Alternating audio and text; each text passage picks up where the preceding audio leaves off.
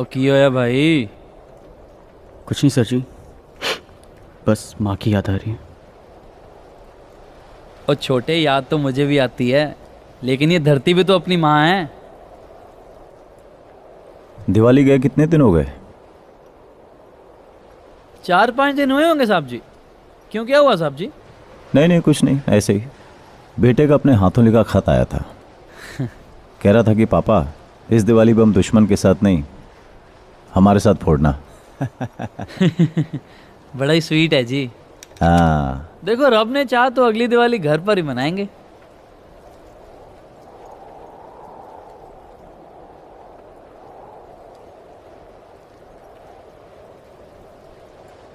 कश्मीर में 1.5 महीने के लिए ऑपरेशन पर गया था। लौट कर आया तो मालूम पड़ा कि मेरे बेबे मर चुकी थी। तब से मैं इसी माँ की सेवा कर रहा हूं। तेरी तो फिर भी 2 माएं हैं। रो मत, खुश रह। तू फौजी है और फौजी कभी रोता नहीं है। बस यही सोच, इसी सोच की वजह से लोग हमें इंसान नहीं पत्थर समझते हैं। फौजी के दिल थोड़ी होता है। कौन कहता है? कुछ चीज है जो धड़कती। कोई किसी कॉलेज में जाके चिल्ला चिल्ला के माइक पे कहता है कि इंडियन आर्मी रेपिस्ट है, और हजारों की तादाद में लोग उसका समर्थन करते हैं। हम कश्मीर में टेररिस्ट मारते हैं और कुछ पढ़े लिखे लोग उनकी मौत को शहादत का नाम देते हैं। लाखों लोग पेटिशन साइन करते हैं इंटरनेट पे, कहते हैं कि इंडियन आर्मी कातिल है। सब एक बात याद आ गई। वो कहते हैं ना, जिन्हें हम हार समझ बैठे थे गला अपना सजाने को, वही नाग बन बैठे हैं हमें ही काट खाने को। कुछ लोगों ने तो हद ही कर दी। कहते हैं कि घूस दे के आर्मी में भर्ती होते हैं, फोकट का राशन खाते हैं।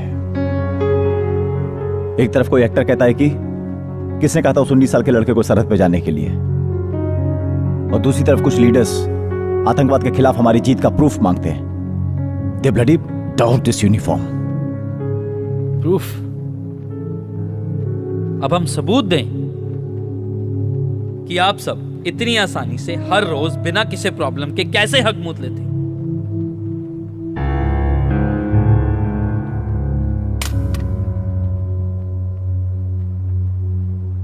किसके लिए हम यहाँ खड़े हैं?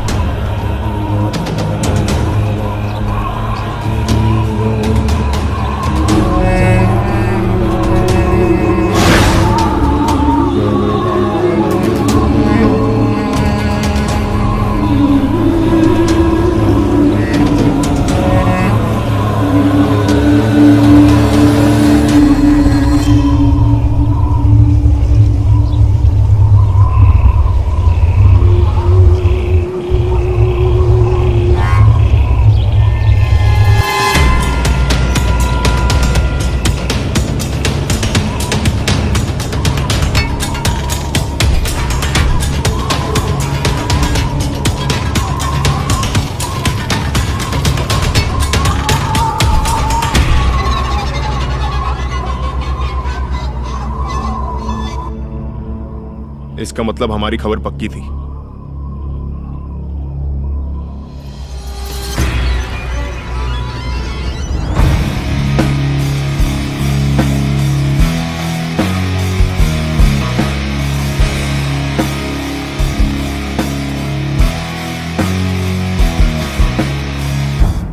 वीर जी, सरहद वाली माँ हो या घर वाली माँ, किसी एक माँ को तो बलिदान देना ही पड़ता है। एक काम करो, तलाशी लो।